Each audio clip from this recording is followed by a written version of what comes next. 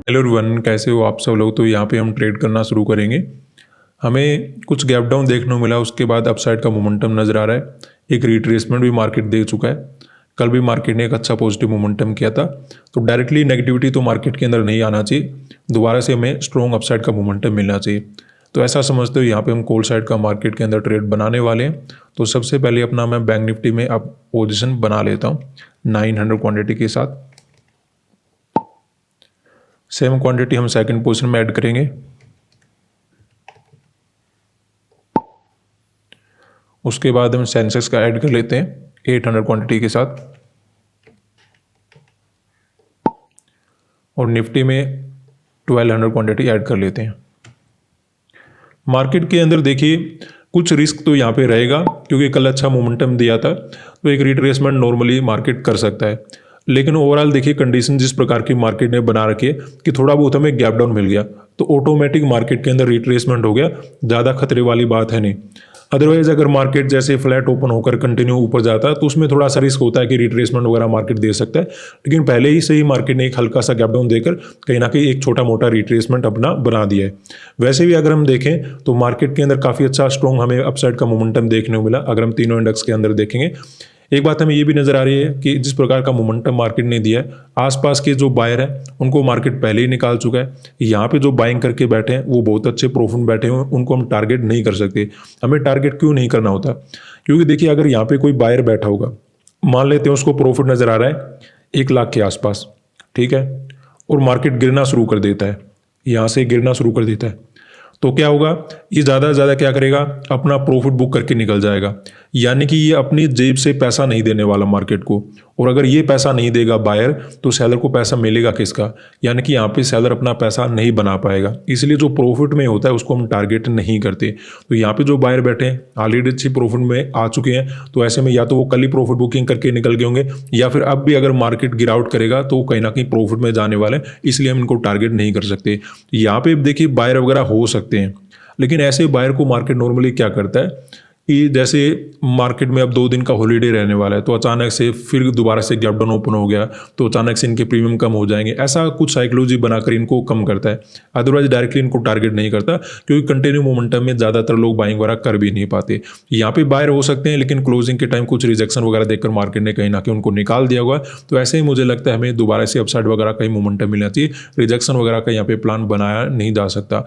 Gap down में थोड़ा risk था, इसलिए हमने वेट किया एक अच्छे से रिट्रेसमेंट होने का, उसके बाद हम कंटिन्यू मोमेंटम का ही एक्सपेक्टेड करेंगे कि मार्केट कंटिन्यू मोमेंटम करे। अभी देखें तो मार्केट में हायर पॉइंट से हल्का सा रेजिस्टेंस ले रखा है, लेकिन ज़्यादा देर तक ये नहीं रुकेगा, हमें कंटिन्यू मोमेंटम मिल जाना चाहिए, ठीक है। तो अभी देखिए सेंसेक्स और निफ्टी ने मोमेंटम करना शुरू कर दिया।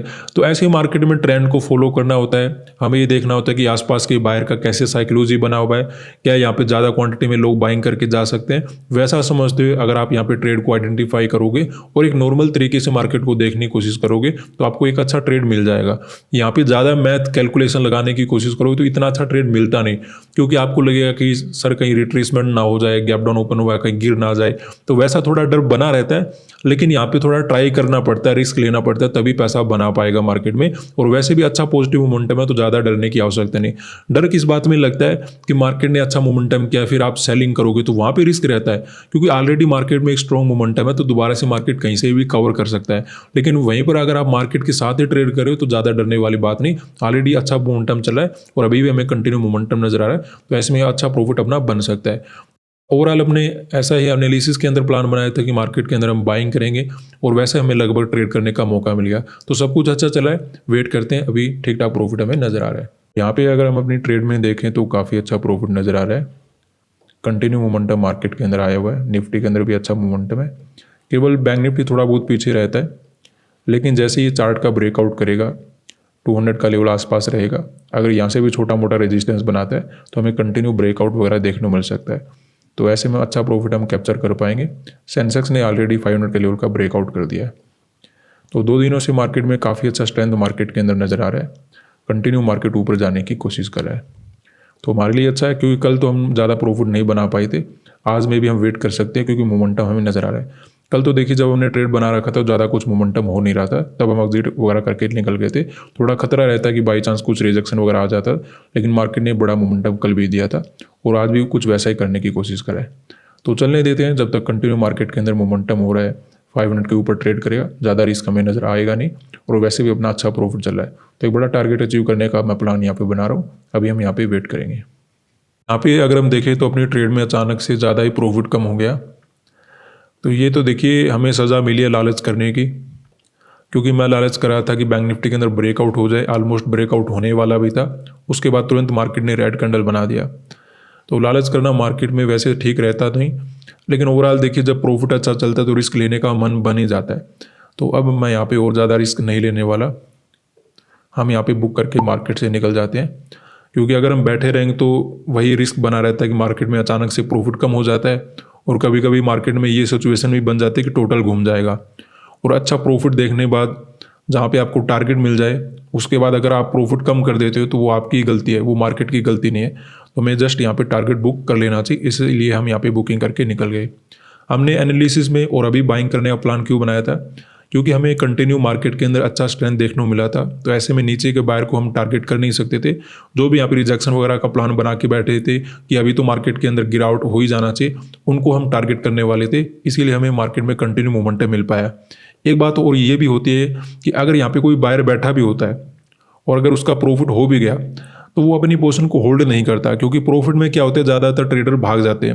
लॉस के अंदर तो ट्रेडर लोग बैठे रहते हैं, लेकिन प्रॉफिट में ज़्यादा वेट करते नहीं, जस्ट अपना बुक करके निकल जाते हैं।